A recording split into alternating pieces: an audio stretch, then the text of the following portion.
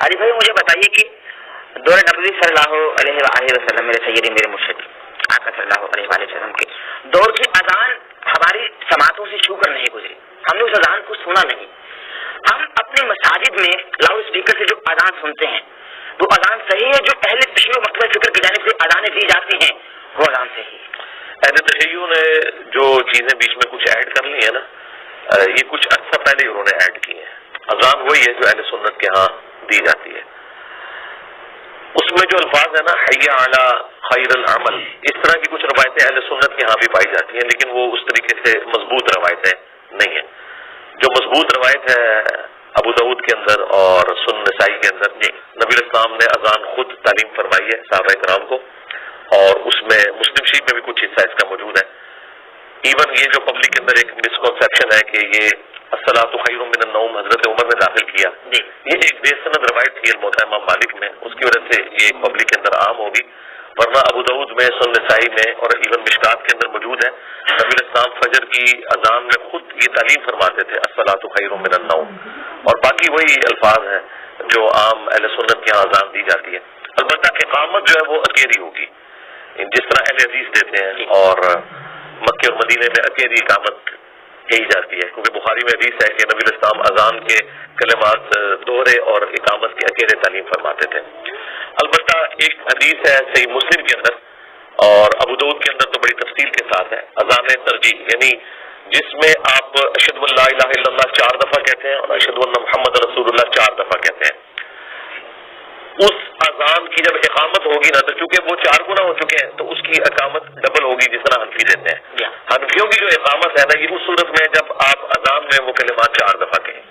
تو وہ جو ابو داؤد کے اندر حدیث ہے کہ نبی الاسلام نے اذان کے جو کلمات ہیں وہ 19 مرتبہ اور اقامت کے 17 مرتبہ تعلیم فرمائے، تو 19 اسی وقت پورے ہوتے ہیں جب وہ 4 دفعہ ہو. بالکل صحیح. تو اس کی اقامت تو اس طریقے سے ہوگی. وہ کبھی کبھار اہل حدیث کے یہاں بھی دی جاتی ہے ترجیح والی. تو اقامت اور اذان کا جو سلسلہ اہل حدیث کے یہاں چل رہا ہے نا، یہی سنت کے مطابق ہے as far as books are concern. ہاں اذان تو آلموسٹ سب کی ٹھیک ہے. اور باقی جو آپ کی اسپیکر کے حوالے سے بات ہے نا، اس میں ایڈ کر دوں، یہ اسپیکر کے اندر اذان دینا یہ کوئی اسلام کا حصہ نہیں ہے. یہ زیادہ تر تو لوگوں کے لیے تکلیف کا باعث ہی بنا ہوا ہے. ہاں یہ کون سی اسلام کی خدمت ہے کہ آپ کی فجر کی نماز کے اندر 5 نمازی آتے ہیں اور آپ لوگوں کو اذان کی آواز کے ذریعے اتنے بڑے بڑے اسپیکر لگا کے، جو لوگ مساجد کے قریب رہ رہے ہیں نا، یقین کریں وہ صرف مسلمان ہونے کی وجہ سے اذان کا احترام کر رہے ہیں. ادروائز جتنی مشکل ان کی زندگی ہے، اور اگر خدا نہ خواستہ وہاں کوئی مریض ہو، اس کے لیے بڑی تکلیف دہ چیز ہو جاتی ہے اس حوالے سے. تو یہ کوئی سنت نہیں ہے اس طریقے سے. یہ تو ایسے ہی ہے کہ نبی الاسلام کے مبارک زمانے میں کوئی شخص جا کے لوگوں کے گھر پہ کھڑا ہو کے ان کے کان میں جا کے اذان دیتا، اس سے زیادہ آواز اسپیکر میں آتی ہے. تو یہ کیا سنت ہے؟ بس اجمالاً ایک آواز آنی چاہیے. اس زمانے میں اسپیکر نہیں تھا تو بس ٹھیک ہے اذان ہوتی تھی. آج کل تو اسپیکر کی ویسی ضرورت نہیں ہے، کیونکہ ہمارے پاس گھڑی ہیں. ہمیں اذان کی آواز نہ بھی سنائی دے تب بھی ہم گھڑی کو دیکھ کے مسجد میں جاتے ہیں. یعنی یورپ اور امریکہ میں تو بالکل کوئی آواز نہیں ہے، تو لوگ کیا مسجد میں نماز جماعت سے نہیں پڑھتے؟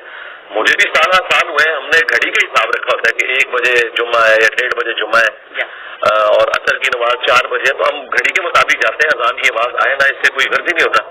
تو میرا خیال ہے یہ اذانوں کا یہ والا سلسلہ کہ پورے ایک اسپیکر کے اسٹینڈ کھڑے کیے ہوئے ہیں اور لوگوں کو تکلیف میں ڈالا ہوا ہے، اگر یہاں اس چیز کو ختم بھی کر دیا جائے تو کوئی ایسا معاملہ نہیں ہے. یہ میں اس لیے بات کر رہا ہوں، انڈیا میں پچھلے دنوں گورنمنٹ نے پابندی لگائی ہے، مسلمان وہاں پہ ہنگامہ کھڑا کر رہے ہیں. یار آپ اس بات کے اوپر ہنگامہ کھڑا کر رہے ہیں کہ جو اسلام کا اس حوالے سے تو کوئی رکن ہی نہیں ہے کہ آپ نے اسپیکر میں اذان دینی ہے. اذان اسپیکر کے بغیر ہی دینا سنت ہے، اسپیکر میں دے دیں گے جائز ہے. اور اسی طریقے سے مسجد کے اندر بھی اگر اسپیکر آپ نے لگانا ہے تو اس صورت میں لگائیں گے اگر نمازی بہت زیادہ ہے. یہ نہیں ہے کہ آپ مسجد کے اندر 5 نمازی کھڑے ہیں اور آپ نے اسپیکر کے ذریعے پورے محلے میں شبینے کی آواز جا رہی ہے اور لوگوں کو جان بوجھ کے آپ تنگ کر رہے ہیں. کئی مریض بھی ہیں اس میں، اور اگر کوئی آگے بات کر لے تو آپ ان کے اوپر یعنی توہین مذہب کا الزام لگا دیں. تو میرا خیال جذبات کی بجائے نا عقلاً ان معاملات کو دیکھنا چاہیے. صحیح بخاری میں آتا ہے حضرت عثمان غنی رضی اللہ تعالیٰ عنہ کے دور میں جب مسلمانوں کی آبادی بڑھ گئی اور مسجد میں زیادہ رش ہوتا تھا تو پھر انہوں نے پیرلل میں ایک اذان بازار میں شروع کروائی. اسپیکر تو نہیں تھا، جو انہوں نے مسجد میں 2 اذانیں شروع کر دی ہیں بالکل غلط ہے. اذان پیرلل میں ایک ہوگی، ایک مسجد میں ایک بازار میں، تاکہ ان تک آواز پہنچے.